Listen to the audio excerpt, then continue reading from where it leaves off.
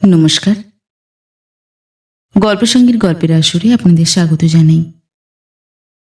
আজ আপনাদের পড়ে শোনাব সাহিত্যিক সৌরীন্দ্রমোহন মুখোপাধ্যায়ের লেখা গল্প পাশের বাড়ি।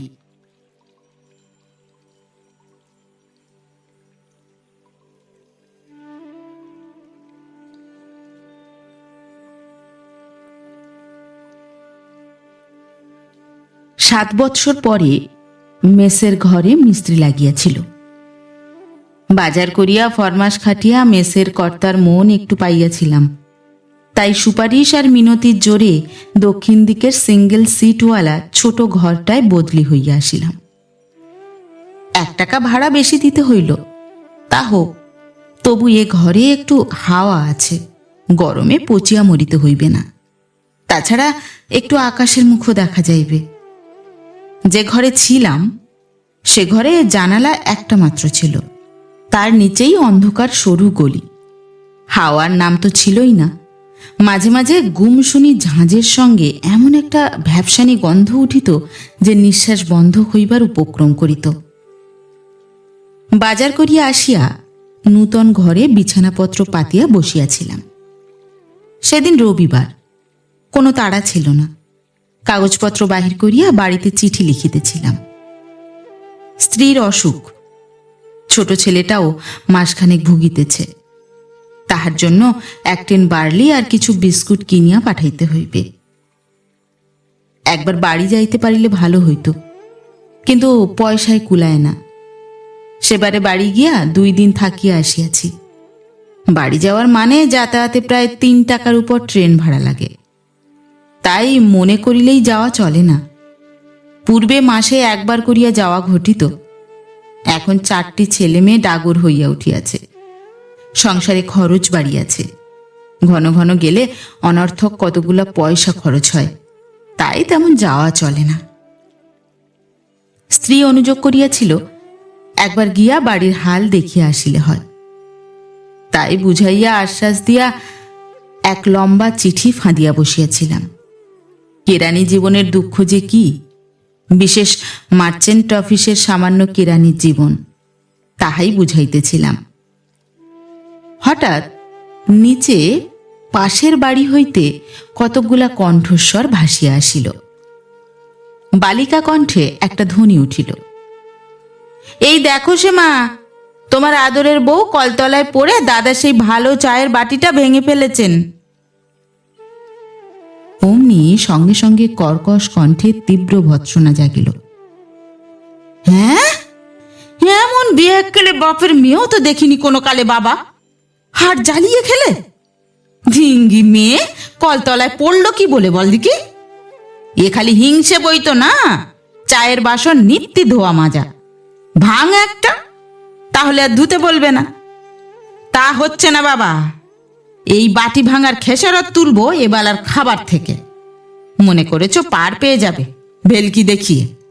আমার কাছে সে ফাঁকি চলছে না। আসুক নন্দ আজ বাড়ি, তার আদরের বউয়ের কীর্তি সচক্ষে দেখুক একবার। মা বড় মন্দ, মিচুমিচু বউয়ের পেছনে লাগে না। আমি যাই বাপের বেটি, তাই এই বউ নিয়ে ঘর করছি, নইলে এ অসৈরন কে সয় একবার দেখি। চিঠি লেখা বন্ধ হইল। খোলা জানালার মধ্য দিয়া পাশের বাড়ির দিকে উঁকি মারিলাম। তক্তাপোষে বসিয়া কিছু দেখা গেল না। উঠিব কিনা ভাবিতেছি, এমন সময় সেই কর্কশ কণ্ঠে আবার ঝঙ্কার উঠিল, ঢং করে আর কতক্ষণ পড়ে থাকবে গো? ও মা, এ কি আবার মুচ্ছ গেলেন নাকি রাজনন্দিনী? তারপরেই একটি মিষ্টি কণ্ঠে করুণ সুর জাগিল, আহা, ঠোঁট কেটে রক্তে রক্ত হয়ে গেছে মা, তা দেখেছ? এ স্বর কোন কিশোরীর? সংসারের ব্যথায় বেদনায় ক্লিষ্ট ব্যথিত সুর, বড় মিঠা লাগিল। অমনি আবার সেই ঝঙ্কার, দেখো ডাক্তার বদ্যি চাই নাকি, না হলে ওটা হবে না। বাঁধি বান্দা এসে পঙ্খা চালাবে, তবে রাজনন্দিনীর মুচ্ছ ভাঙবে। আহ, আর পারিও না বাবা, তিতি বিরক্তি ধরে গেছে আমার। ওঠো না গো রাজার কন্যে।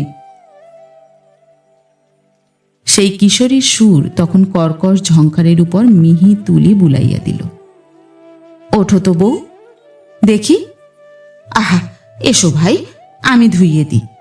দেখো দেখি মা, কিরকম কেটে গেছে। যা তোমার কলতলায় পেছল।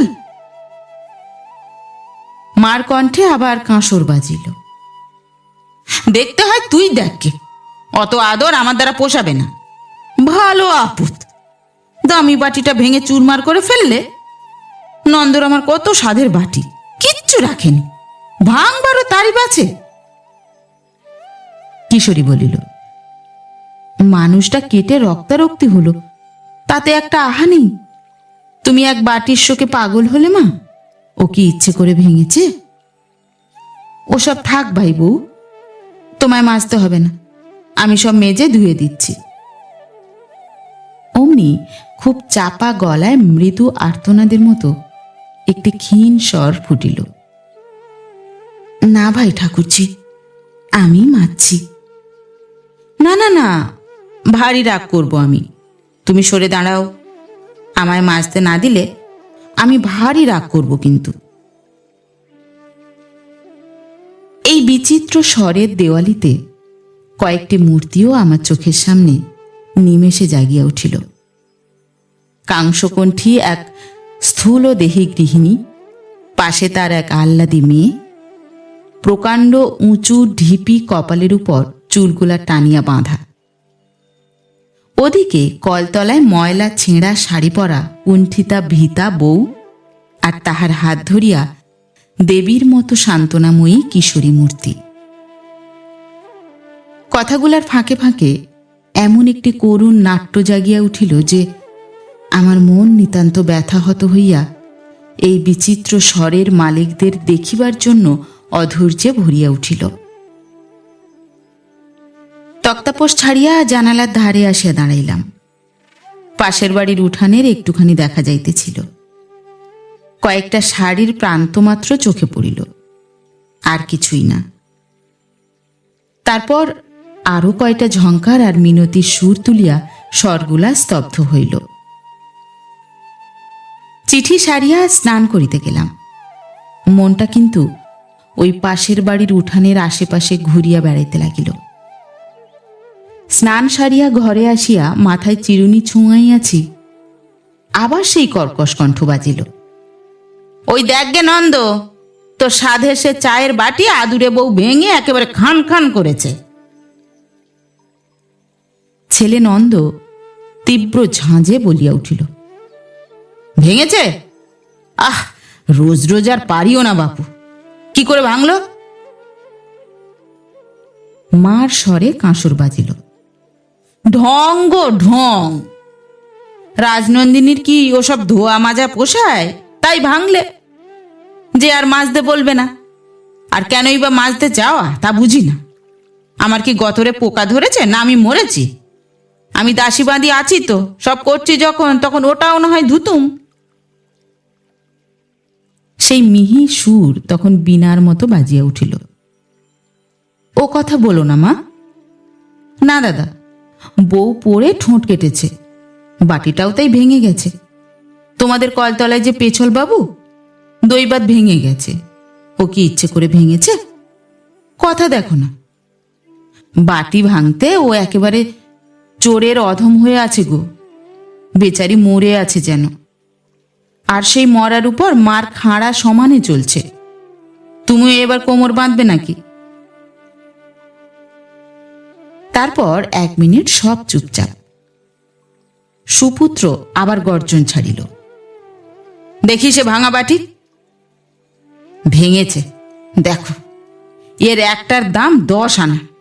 3 দিনও হয়নি কিনে এনেছি। মা বললেন, সব বর্ষ উড়ে পুড়ে গেল। কি বই এনেছিলুম বাবা, ছি ছি।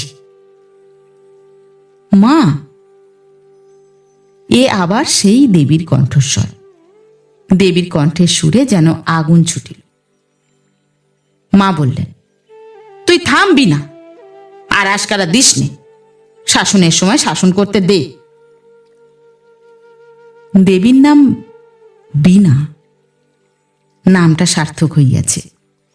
ও কণ্ঠের সুর বীণার ঝঙ্কারই বটে। পুত্র গর্জন করিল, একবেলা খাওয়া বন্ধ করো, মারধর তো করতে পারি না ভদ্রলোকের ঘরে। বীণা বলিল, আমারও খাওয়া সেই সঙ্গে তাহলে বন্ধ করো। দুজনের ভাত বাজারে বেচে এসোগে, তোমাদের পেয়ালার দাম উসুল হয়ে যাবে। তারপর পাশের বাড়ির রঙ্গভূমি চুপচাপ। আমি খাইতে গেলাম। গলা দিয়া ভাত যেন আর নামিতে চায় না। কেবলই মনে হইতেছিল, আহা, পাশের বাড়ির ওই বালিকা দুটি আজ অনশনে কাটাইবে। দৈবাৎ একটা ঘটনা হইয়া গিয়াছে, তাহারই ফলে আজ উহারা উপবাস করিয়া থাকিবে।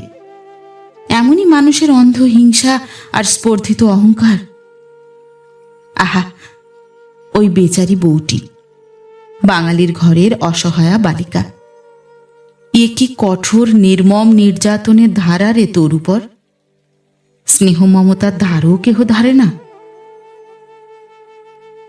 সেদিন আফিসে যাইতেছি, হঠাৎ আবার সেই কাংস কণ্ঠ বাজিয়া উঠিল, ঢং গো ঢং, অসুখ, আনো বদ্যি, আনো হাকিম, তুলকালাম বাঁধাও খরচের।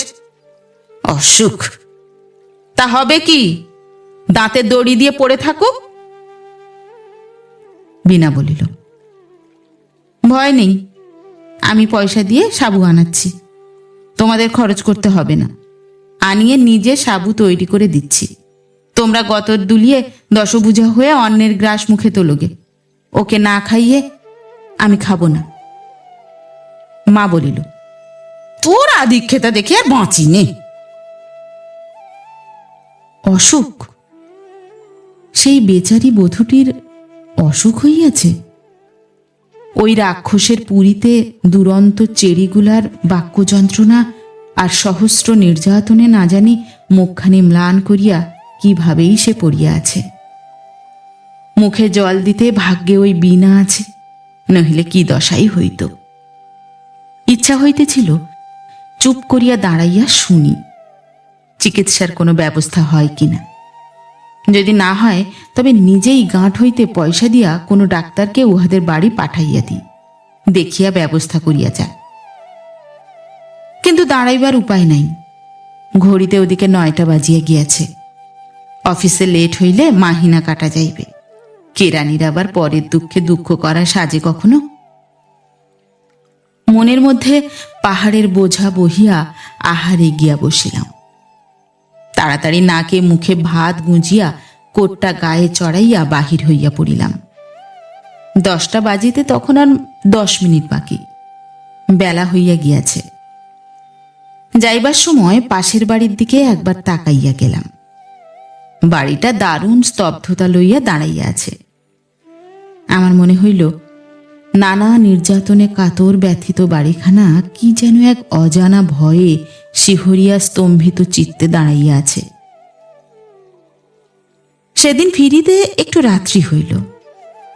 ভোরে বড়বাবুর মেয়ের পাকা দেখা। তাহার সঙ্গে নিউ মার্কেটে গিয়া কতগুলা ফল ফুলুরি কিনিয়া দিতে হইল। যখন ফিরিলাম তখন চারিধার নিশীথের নিদ্রা দিয়া ঘেরা। পাশের বাড়িরও সেই অবস্থা।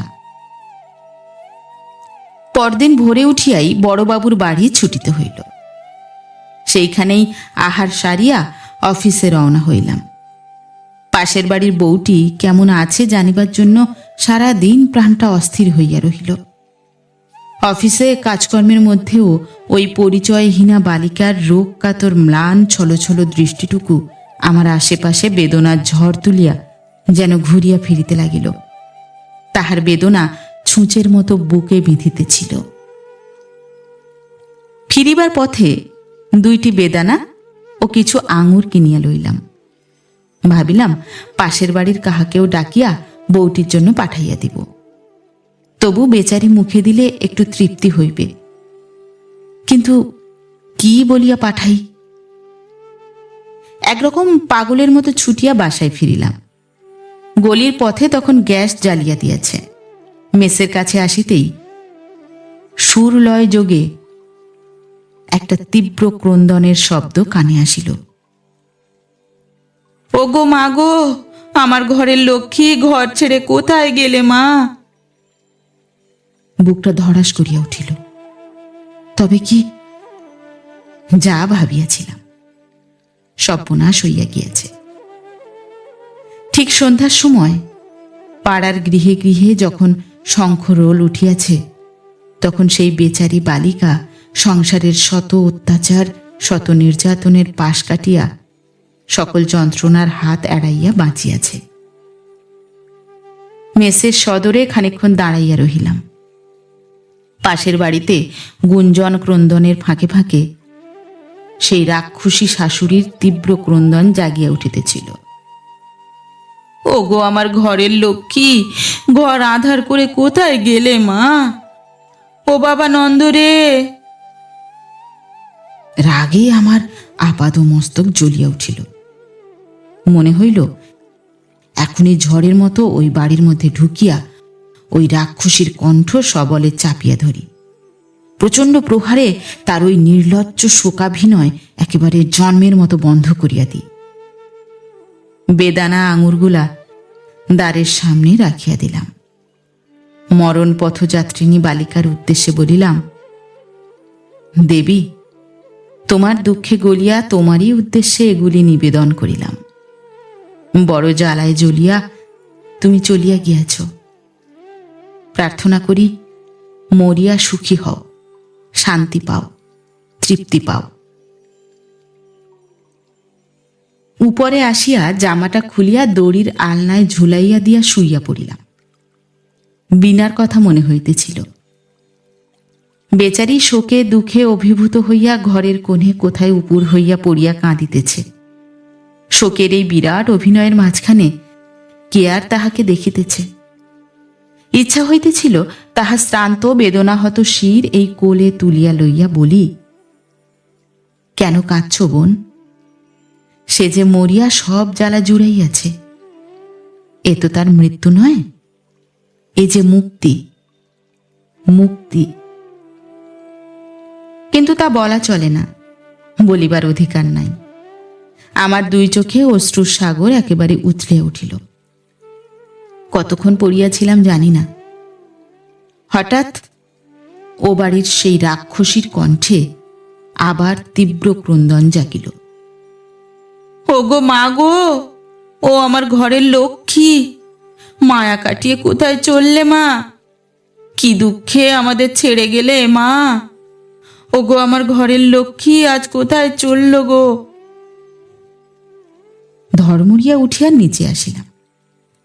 দ্বারে দাঁড়াইয়া দেখিলাম ফুলের ভারে সজ্জিত দড়ির খাটে বাসি ফুলের মতোই শুষ্ক ম্লান মূর্তি। আলতারাঙা পা দুখানি বাহির হইয়া আছে। সিথির সিঁদুর রক্তরাগে সৌভাগ্যের কি দীপ্ত মহিমাই না ফুটাইয়া তুলিয়াছে। একটা নিঃশ্বাস ফেলিয়া বলিলাম, যাও মা, দেবীর মহিমায় সাজিয়াই ওপারে যাও।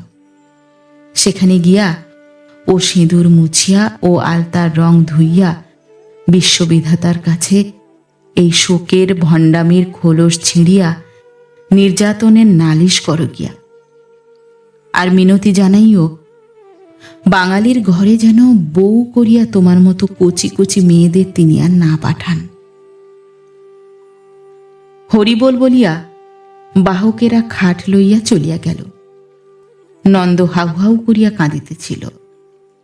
তার মাথার ঝাঁকড়া চুলগুলা ঝুলিয়া মুখে পড়িয়াছে। ডাকাতের মতো ভীষণ মূর্তি। এই পাষণ্ডই বালিকাকে খুন করিয়াছে, আর উহার সেই দুর্দান্ত মা খুনই করিয়াছে। ইহাদের বিচার করে এমন আদালত দুনিয়ায় নাই। আমি গিয়া হলপ লইয়া সেখানে তাহা হইলে সাক্ষ্য দিই, বলি হ্যাঁ ইহারা খুনে। হাকিমকে গিয়া বলি উহাদের ফাঁসি কাটে লটকাইয়া দাও। কিন্তু মিথ্যারে, মিথ্যায় অভিযোগ, মিথ্যায় কাতরতা। উপরে আসিয়া বিছানায় দেহভার লুটাইয়া দিলাম। হঠাৎ মনে পড়িল ওই বালিকা বধূটির বাপ মায়ের কথা। হয়তো এই একটিমাত্রই সন্তান তাদের। ইহাকে যোগ্য বরে যোগ্য ঘরে দিয়া পরম নিশ্চিন্ত মনে কোথায় যে তাহারা বসিয়া আছে, জানিও না এখানে তাহাদের কি সর্বনাশী হইয়া গেল। আমার দুই চোখে হু হু করিয়া জল ঠেলিয়া আসিল। ঠাকুর আসিয়া বলিল, বাবু, খাবার দেওয়া হয়েছে অনেকক্ষণ। গম্ভীর কণ্ঠে বলিলাম, খাবো না, শরীর খারাপ। ঠাকুর চলিয়া গেল। রাত্রিটা কোথা দিয়া কতকগুলা দুঃস্বপ্নের মাঝে যে কাটিয়া গেল। পরদিন ভোরে মেসের কর্তাকে বলিয়া আবার সেই বায়ুহীন পুরানো ঘরেই ফিরিয়া আসিলাম। দক্ষিণ দিকের ও ঘরে টেকা যায় না। পাশের বাড়ির হাওয়া কেমন যেন বিষাইয়া রহিয়াছে। ও হাওয়া গায়ে না লাগে।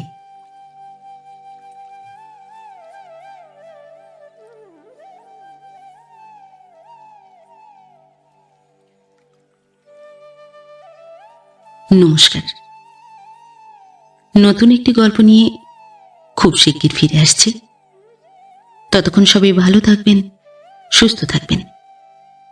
গল্প পাঠ কেমন লাগলো অবশ্যই কমেন্ট করে জানাবেন এবং ভিন্ন ভিন্ন স্বাদের অডিও স্টোরি শোনার জন্য অবশ্যই চ্যানেলটি সাবস্ক্রাইব করবেন।